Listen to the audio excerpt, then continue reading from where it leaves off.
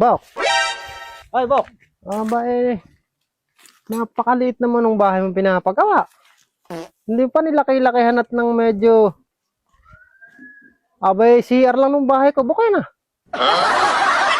Yung bagong pagawa kong bahay ro. CR lang yan.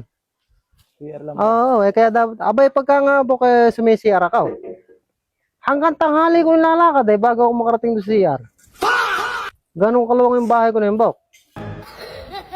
Kaya may oras yung pag-CR ko ron Alas 6 pa lang, lumalakad, tumatayo na ako sa kwarto at sakto alas 12, andun ako sa CR. Hindi mo na babalak palakihan yung bahay mo na yan? Ay, hindi yung bahay yan, Bok. Ha? Hindi yung bahay. Hindi mo ba bahay yan? Hindi. Ay, ano yan?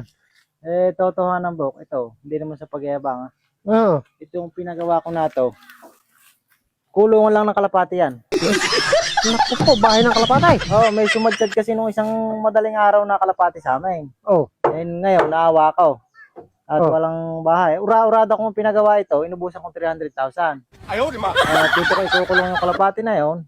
Pati tinted ko pa yung mga bintana na yan Ay, yung bahay mo? Gaano ba kaluwang yung bahay mo? Ay, huwag mo na, Bok, tanong yung bahay ko. Bakit? Baka magbila ka lang. Bakit? Abay, yung bahay ko, Bok, sa Pilipinas yung isang haligi. Yung isa sa China. 4 na bansa, Bok, yung hinali-haligi ng bahay ko. Naku po. Kulungan lang tabok ng kalapate. Malaki-laki pala. Ako alis muna, Bok, ano? Uwi muna ako at medyo nagutom ako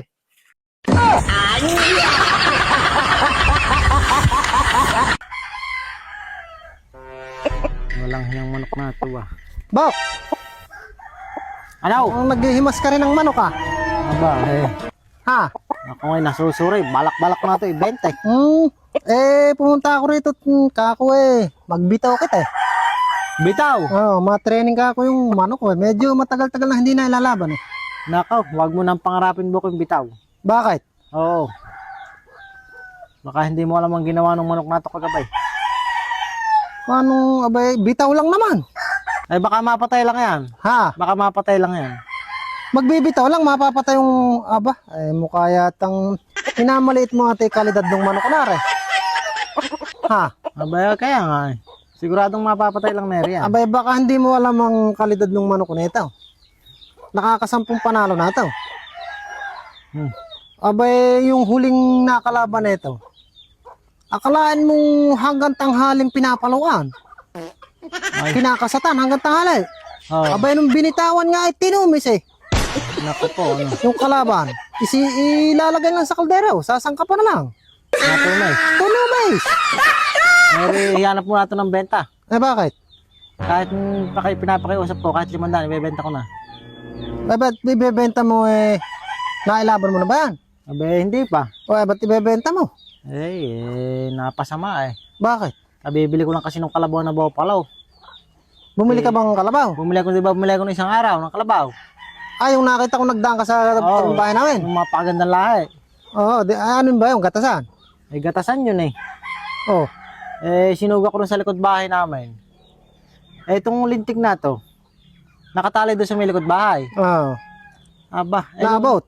Nung hapon, umabot doon yung kalabaw. Dahil hindi ko pinapansin, may nagkakalabugan. Hanggang umaga, may kumakalabog. Doon sa likod bahay nyo? Sa likod bahay namin. Nung pala, itong walang hiyan to, binangagan yung kalabaw, napatay. Napatay yung kalabaw mo? Bawpis yung kalabaw. Katay-katay yun. Ito lang kumana matayad lang na yung nakapatay. Aba. Tad-tad yung kalabaw na yun. Kaya binibenta ko na.